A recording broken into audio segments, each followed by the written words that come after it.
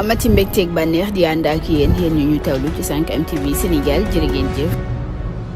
jaajëfal nañ leen suñu mbokk internet yu 5M TV Sénégal dal leen jàmm ci seen chaîne bile ñu àddu ci xibaar yi le Barthélémy Dias sax nag moom diggam ak Ousmane Sonko mu mel ni sax nag am na après distance loole nag aajowoo jëm ci forum ba nga xam ni invité woon na ko te moomee di Ousmane Sonko ñëwul benn yoon mu mel ni sax kàddu yi le nag ma ngi ko dénk surtout Seneweb bile nga xam ni rek ñoom ñoo seq ak moom waxtaan mairie bu Ndakaaru daal dinay addu ci mbir mi le daal di wax ni sax nag moom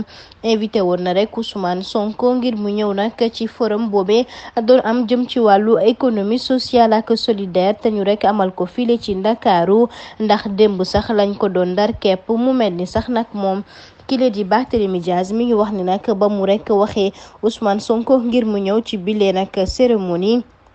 dani rek moom du mën a ñëw waaye loole nag tax na moom dina xam rek nan lay taxawee ci diggam ndax nag ñoo bokk coalition bile di Yewwi Askan Wi te ñoo bokk la ñu bëgg ñoo bokk itam gëm-gëm